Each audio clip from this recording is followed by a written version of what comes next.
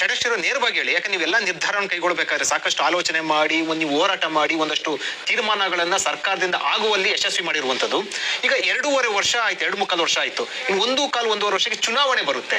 So ಎಷ್ಟು ದಿನ ಕಾಯ್ತಾರೆ ನೀವು ಹಂಗಾದ್ರೆ ಈ ವಿಚಾರ? ಯಾಕಂದ್ರೆ ಇಂದ ಚುನಾವಣೆಗಿಂತ ಮುಂಚೆ ಭರವಸೆ ನಿಮ್ಗೆ ಕೊಟ್ಟಿದ್ರು ಕಾಂಗ್ರೆಸ್ನವರು, ಹೌದಲ್ವಾ ಹೇಳಿ. ಸೊ ಎಷ್ಟು ದಿನ ಕಾಯ್ತೀರಾ? ಅಥವಾ ಓಕೆ ಇನ್ನು ಮುಂದಿನ ಚುನಾವಣೆ ಬರುತ್ತೆ, ಅದಾದ ಮುಂದಿನ ಸರ್ಕಾರ ಇಲ್ಲಿವರೆಗೂ ಕೂಡ ಇಲ್ಲ ನೋಡಿ, ಅವರು ಮ್ಯಾನಿಫೆಸ್ಟೋದಲ್ಲಿ ಹೇಳಿದ್ದಾರೆ, ನಮ್ಮ ಸಮ್ಮೇಳನದಲ್ಲೂ ಮುಖ್ಯಮಂತ್ರಿಗಳು ಉಪಮುಖ್ಯಮಂತ್ರಿಗಳು ಭರವಸೆ ಕೊಟ್ಟಿದ್ದಾರೆ, ಬೇಗ ರಿಪೋರ್ಟ್ ತರಿಸ್ಕೊಳ್ತೀವಿ, ನಾವು ನುಡಿದಂತೆ ನಡೀತೇವೆ ಅಂತ ಅವ್ರು ರೆಕಾರ್ಡ್ ಮಾಡ್ಬಿಟ್ಟಿದ್ದಾರೆ. 3 ಸಲ ನಮ್ಮ ಸಭೆನಲ್ಲಿ CM DCM ಇಬ್ರು ಹೇಳಿದ್ದಾರೆ. ಇದು ರೆಕಾರ್ಡ್ ಬಿಟ್ಟು ಇದ್ರ ಮೇಲೆ ನೀನ್ ಹೇಳ್ಬೇಕು, ಬರ್ಸ್ಕೊಳಕ್ ಬರ್ತದ? ಅವ್ರು ಹೇಳಿದ್ದಾರೆ.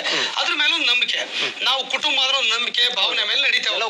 ಸಂಘಟನೆ ಸರ್ಕಾರ ಅಂದ್ರೆ ಒಂದು ನಂಬಿಕೆ, ಇವತ್ತಲ್ಲ ನಾಳೆ, ನಾಳೆ ಎಲ್ಲ ನಾಡಿದ್ದು, ಹಂಗಂತ ಹೇಳಿ ಮುಂದಿನ ಸರ್ಕಾರದ ಪ್ರಶ್ನೆ ಇಲ್ಲ. ಈ ಸರ್ಕಾರದ ಅವಧಿನಲ್ಲಿ OPS ಆಗ್ಬೇಕು, ಅಷ್ಟೇ ನಮ್ ಸ್ಟ್ಯಾಂಡ್.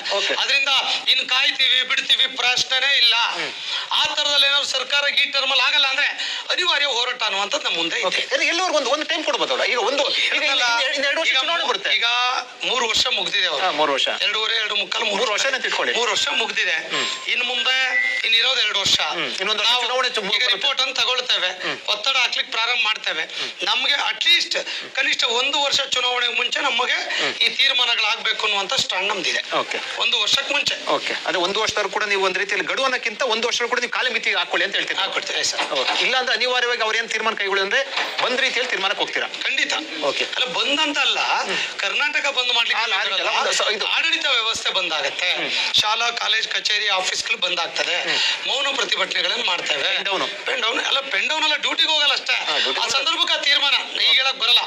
ಯಾರು ಎಲ್ಲ ಕೂತ್ಕೊಂಡು ಕಲೆಕ್ಟಿವ್ ಡಿಸಿಷನ್ ಏನಿದೆ, ಯಾಕಂದ್ರೆ ಇದೊಂದೇ ಬೆಂಗಳೂರಾಗ ಮಾಡಿದ್ರಾಗಲ್ಲ, ಪ್ರತಿ ತಾಲೂಕ್, ಪ್ರತಿ ಹಳ್ಳಿ, ಪ್ರತಿ ಹೋಬ್ಳಿ, ಪ್ರತಿ ಜಿಲ್ಲಾ ಕೇಂದ್ರ ಎಲ್ಲ ಕಡೆ ಮಾಡ್ಬೇಕಾಗ್ತದೆ. ಹಾಗಾಗಿ ಆ ಸಂದರ್ಭಕ್ಕೆ ಅವತ್ತಿನ ನಾಯಕರುಗಳು, ಅವತ್ತಿನ ಸಂಘಟನೆ ಆ ತೀರ್ಮಾನ ಮಾಡ್ತೇವೆ. ಆ ರೀತಿ ಪರಿಸ್ಥಿತಿ ಬಂದು ಎಲ್ಲರೂ ಕೂಡ ನಿಮ್ಮ ಬೆಂಬಲಕ್ಕೆ ನಿಲ್ತಾರೆ ಅನ್ನೋ 200%. ಇವತ್ತು ನಮ್ಮಲ್ಲಿ ಕೂಡ ಕೆಲವರು ಇದ್ದಾರೆ, ಸ್ವಯಂ ಘೋಷಣೆ ಮಾಡ್ಕೊಂಡು ಹೋಗ್ತಾರೆ. ಸ್ವಯಂ ಘೋಷಣೆ ಮಾಡೋದ್ರ ಬಗ್ಗೆ ನಾನು ಟೀಕೆ ಟಿಪ್ಪಣಿ ಮಾಡಲ್ಲ, ಅವ್ರಿಗೂ ಆಹ್ವಾನ ಮಾಡ್ತೇವೆ, ಯಾರಿಗೇನಿಲ್ಲ. ಇದು ಒಳ್ಳೆ ವಿಚಾರ. ಈಗ ಅವರೇ ಮಾಡ್ತೀವಿ ಅಂದ್ರೆ ನಮ್ಮನ್ ಕರ್ ನಾವು ಹೋಗ್ತೇವೆ. ಒಳ್ಳೆ ಆಗಲ್ಲ ಅನ್ನುವಂಥದ್ದು ಗೊತ್ತಿದೆ.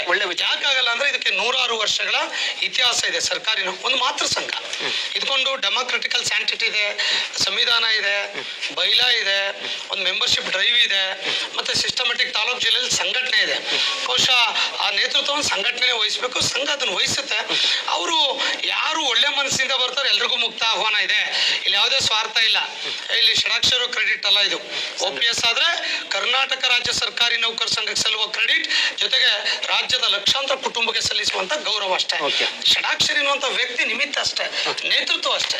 ಅಂತಿಮವಾಗಿ ನೀವು ಏನ್ ಹೇಳಕ್ ಬಯಸ್ತೀರ ಅಂದ್ರೆ ಈ ಒಂದು ಎಚ್ಚರಿಕೆ ಅಂತ ಆದ್ರೂ ಕೊಡಿ, ಅಥವಾ ಒಂದು ಮನವಿ ಆದ್ರೂ ಕೊಡಿ, ಅಥವಾ ಒಂದು ನಿಲುವಾದ್ರೂ ಸರ್, ನಾವು ಪೆನ್ ಡೌನ್ ಸ್ಟ್ರೈಕ್ ಮಾಡ್ತೇವೆ, ಮನವಿ ಕೊಡ್ಲಿಕ್ಕೆ ಅವಕಾಶ ಐತೆ. ಇಡೀ ರಾಜ್ಯದಾದ್ಯಂತ ಕಪ್ಪು ಪಟ್ಟಿ ಧರಿಸ್ಲಿಕ್ಕೆ ಅವಕಾಶ ಇದೆ. MLA ಮಿನಿಸ್ಟರ್ಗಳ ಮನೆ ಮುಂದೆ ಧರಣಿ ಮಾಡ್ಲಿಕ್ಕೆ ಅವಕಾಶಗಳಿದೆ.